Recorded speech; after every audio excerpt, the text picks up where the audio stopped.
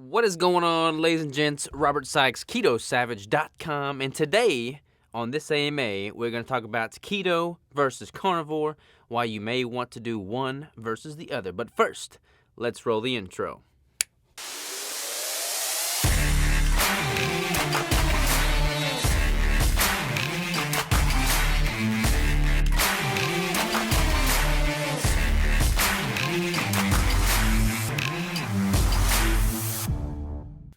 All right, we are back. Welcome to the A.M.A. This question is brought to us by Raphael. I believe that's how I pronounce his name. And he asks, what are your thoughts on going 100% carnivore as opposed to keto? Have you yourself noticed any effect in regards to muscle gain loss doing one or the other? Also, can you address the fear that by going 100% carnivore, it won't kick people out of ketosis necessarily, as pioneers like Sean Baker have been able to add muscle and not add fat on a carnivore-style protocol? Thank you very much for the question, Raphael. Let me dive into this. But before I dive into that specific question, let me first define keto and carnivore, because I feel like that is a necessary prerequisite. So my definition of keto is pretty much a standard ketogenic definition, which is a high-fat, moderate to adequate protein, low to no carbohydrate approach. And typically, if you really want to optimize for keto, that's going to come from high-quality, nutrient-dense sources of food, not crappy keto, carb look-alike foods like keto cheesecake. While that may be keto, that's not what I would consider to be optimal for the sake of performance from a ketogenic perspective. Carnivore, these videos could probably be a standalone video themselves, the definition of each. Carnivore, I would describe as basically a subset of keto. So, like, if you are carnivore, you are also keto, more than likely, but if you are keto, you're not necessarily carnivore, if that makes sense. Carnivore is just a more restrictive subset of keto. You're still going to be, leveraging fat and protein for your energy source, not carbohydrates, if you're following a legitimate carnivore diet, and for that reason, I would group it as a ketogenic-based protocol. However, it's more restrictive in the sense that, whereas with keto, you would include some vegetation. You could include some vegetation. You would include other sources of fats, some olive oils, some avocado oils, tomatoes, stuff like that you wouldn't have in a typical carnivore-esque approach. Dairy is kind of like this weird no man's land. Some people consider it carnivore, some people don't. It just really depends on how strict you want to go with carnivore. There's super strict carnivores out there that you can't have coffee because coffee beans are not carnivore.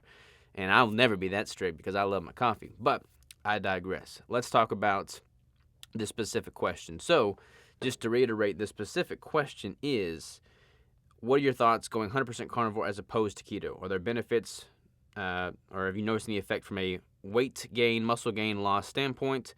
And can you address, I'll break this into two parts question. So, the reason I am carnivore-esque in nature and that the vast majority of my food is pretty much just meat. However, I do incorporate one whole keto brick a day, which is technically not carnivore, and I'll also have some additional fat sources like some MCT oil. Sometimes I'll use a monounsaturated fat, such as an avocado oil or an olive oil. I'll do, certain different types of fats that are not necessarily carnivore. The reason I like keto over carnivore is that it gives me more levers to pull.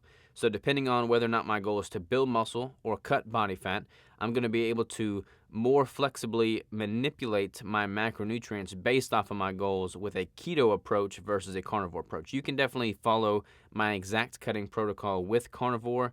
You're just going to have fewer options in where to manipulate those levers, where to add more fat, subtract more fat. I mean, you just have fewer variables, fewer options to work with, and I like having options. Now, if you are someone that has some, predisposed adverse responses to certain types of vegetables, then you probably want to go more towards the carnivore route. Maybe you have some autoimmune issues, and carnivore and the elimination effect of going carnivore is going to be more advantageous than the levers you would get from going more keto. In that case, then go carnivore. You can totally benefit from that. And you can make it work with carnivore. You just have to get a little more creative with where you're getting your fats from. So more beef suet instead of having the option to choose from, olive oil or something like that. So you just have more options, and the more options you have, generally speaking, the more sustainable things are with regard. I mean, let me backtrack that statement because that could definitely turn into a negative statement. If you have more options, you have more levers from which to pull and manipulate.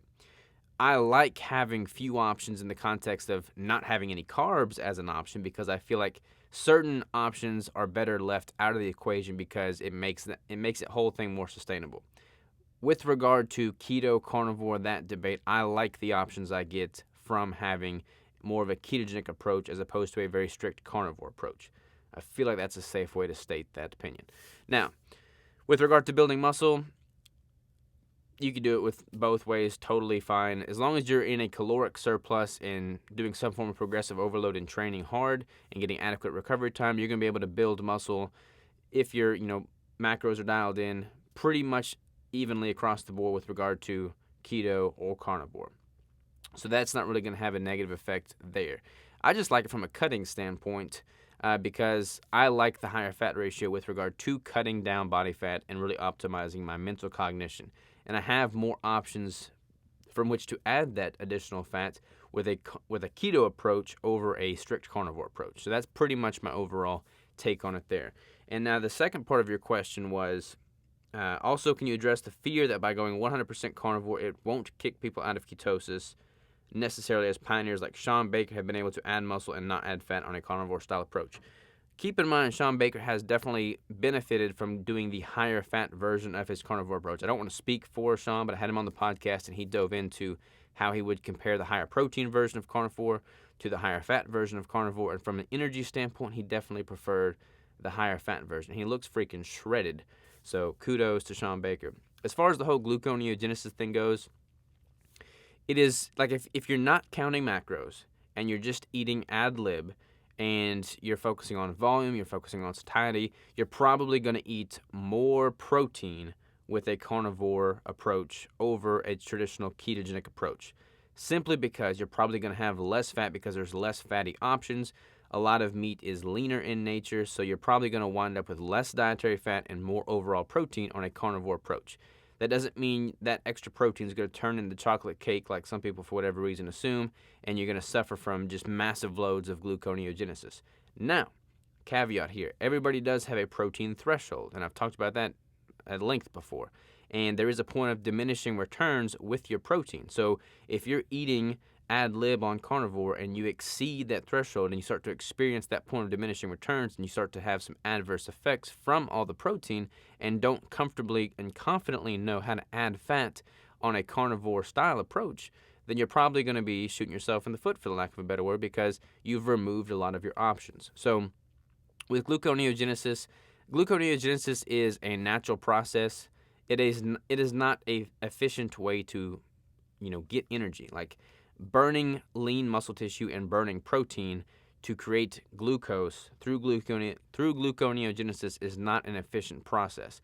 I try to seek out efficiencies when I'm trying to optimize my nutrition. So for that reason, I'm getting a lot of my energy from fat, whether that be adipose tissue in stored fat or dietary fat. So for an efficiency standpoint alone, I like the options that having a traditional ketogenic approach grants me over a traditional carnivore approach.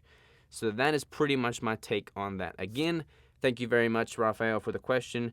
By the way, Raphael, I noticed that you had like 15 questions submitted, so your odds are looking pretty good for getting some of these AMA. If you submit an AMA question and it gets used, I'm going to send you some free keto bricks. Raphael, you wanted peanut butter, so we got some free peanut butter bricks headed your way. Appreciate y'all. Have a great one, and take care.